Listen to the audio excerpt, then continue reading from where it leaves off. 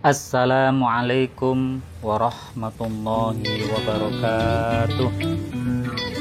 Anak-anakku, siswa-siswi SD PA Salam kelas 5. Mudah-mudahan kita semuanya selalu sehat walafiat dan selalu dalam lindungan Allah Subhanahu wa taala. Anak-anakku, dalam pertemuan kali ini kita akan belajar tentang puasa Ramadan.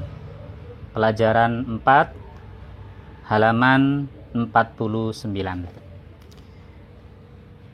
Puasa menurut bahasa adalah as-siyam atau as-saum, yang berarti al-imsak, yaitu menahan atau mencegah. Menurut istilah berarti menahan diri dari hal-hal yang membatalkan puasa, mulai dari terbit fajar di waktu subuh hingga terbenamnya matahari di waktu maghrib disertai dengan niat. Perintah puasa Ramadan terdapat di dalam Al-Quran surat Al-Baqarah ayat 183. Ayat 183. Di dalam surat Al-Baqarah ayat 183 itu dijelaskan tujuan berpuasa, yaitu menjadi orang-orang yang bertakwa, yaitu mampu melaksanakan perintah-perintah Allah seluruhnya dan menjauhi larangan-larangan Allah seluruhnya. Rukun puasa ada 2. Yang pertama adalah niat. Niat ini harus di malam hari, dan niat ini di dalam hati. Melafalkan niat dengan lisan akan membantu hadirnya niat di dalam hati. Tadi dijelaskan niat itu harus di malam hari. Malam hari yaitu dimulai dari waktu maghrib sampai sebelum subuh. Kemudian niat juga harus jelas. Misalnya untuk puasa Ramadan. Berikut ini adalah lafal niat. Nawaitu shauma ghadin an adai fardis syahri Ramadana hadhis sanati lillahi ta'ala. Aku niat berpuasa Ramadan esok hari untuk melaksanakan kewajiban pada tahun ini karena Allah Ta'ala. Jadi rukun puasa yang pertama adalah niat. Yang kedua adalah menahan diri dari hal-hal yang membatalkan puasa dari waktu subuh hingga maghrib. Hal-hal yang membatalkan puasa diantaranya makan, minum dengan sengaja, dan memasukkan benda meskipun kecil melalui lubang-lubang terbuka.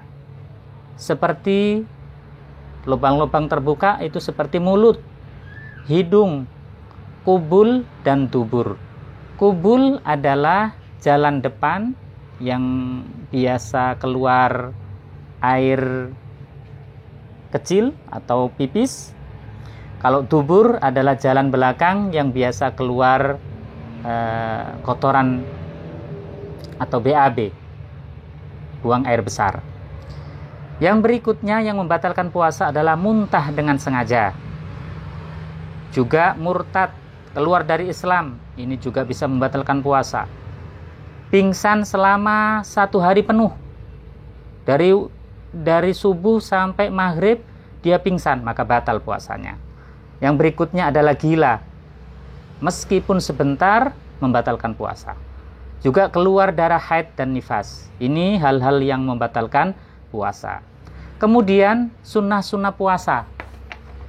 Sunnah-sunnah puasa ini adalah menyegerakan berbuka puasa, kemudian berbuka puasa dengan kurma.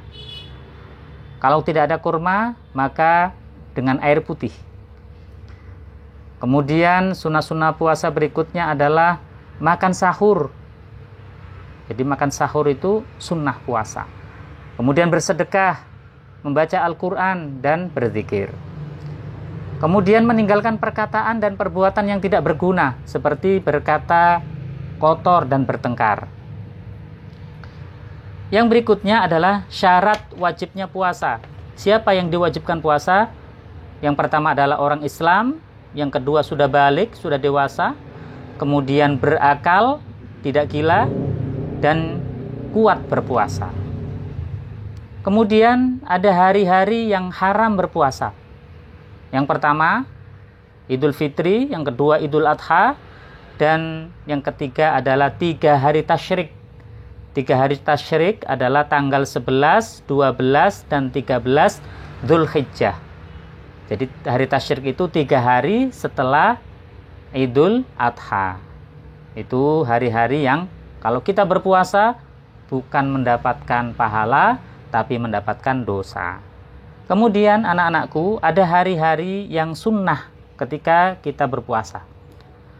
Di antaranya adalah puasa Senin Kamis yang sering kita lakukan. Kemudian puasa Daud. Puasa Daud ini sehari puasa, sehari tidak.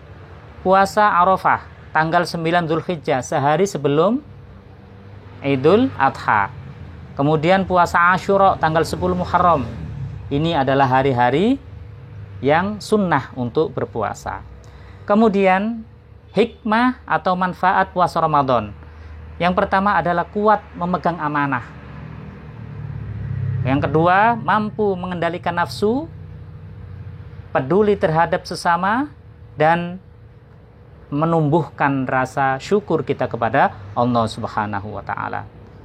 Anak-anakku, ada orang-orang yang diperbolehkan tidak berpuasa. Yang pertama adalah orang sakit. Tapi kalau dia sudah sembuh, maka wajib untuk mengqadha, mengganti puasa. Yang kedua adalah musafir, orang yang bepergian jauh. Maka setelah nanti harus dia wajib mengqadha. Wajib dia mengqadha karena dia tidak berpuasa karena musafir itu. Yang berikutnya adalah orang tua renta yang lemah, yang puasa saja nggak kuat. Maka kewajiban dia adalah bayar fidyah. Tidak mengqadha, tapi bayar fidyah. Bayar fidyah adalah dengan membayar beras kepada fakir miskin, ya, 1 hari 1 mud.